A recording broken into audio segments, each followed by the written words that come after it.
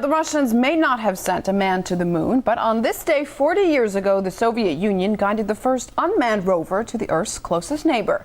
The automatic remote-controlled robots, also known as lunar tanks, roamed the moon's surface, revolutionizing space exploration. RT's Maria Finoshina reports. Back in the 1960s, the lights were on day and night within these walls. The Soviet Union had come up with a plan to send an unmanned rover to the moon, but the question was, how would it move around the unfamiliar surface once it got there? The solution was finally found at this institute. At first we wanted to use caterpillars.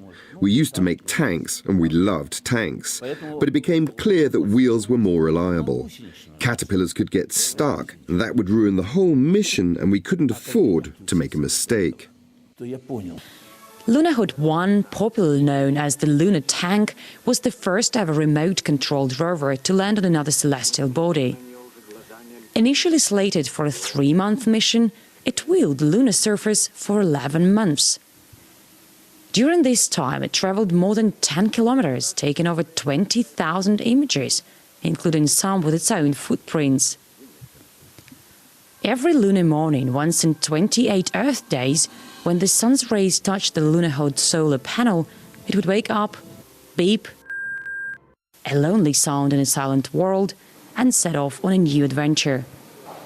Exactly where it would head was decided far away at the Mission Control Center in the Crimea. Vyacheslav Dovgon was one of the 5-member Lunar team, which also included a navigator, antenna operator and 2 engineers. The Lunar HUD's camera filmed the moon's surface and sent black and white pictures back to Earth with a delay of more than 20 seconds. So we had to judge the situation using this picture while the Lunar HUD stood still. We got basic info on what was going on outside: stones, the course of movement, craters and other such things. After that, the driver would choose the next step. The first steps were difficult, but in time it seems the team's work became more creative. Once, on Women's Day, we wanted to get our wives flowers, but we didn't have time. There was so much work. So our navigator suggested drawing a flower-like shape on the moon with the rover, and we'd present the women with the pictures. He even told journalists that you could see the shape through a telescope, but of course, that wasn't true. After sending its last pictures back to Earth, the Lunar HUD finally stopped in its tracks. It's still there to this day. But the little rover's steps were a giant leap for mankind, and the tracks it left on the moon's surface will forever remain a trail blazed for future explorers.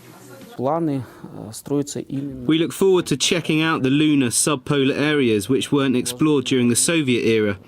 We know that water-based ice samples were found there. We hope that one day they will allow us to set up an inhabited lunar base. Back in the 1960s, the 2 superpowers were sending both people and machines to the stars and back with only one goal: to outdo each other. Billions of dollars were spent in the race to leave one another behind. But decades on, it's all different. The former frontline space now unites nations against the bigger goal: to boldly go together where no one has gone before. Maria Finoshina, Moscow, St. Petersburg.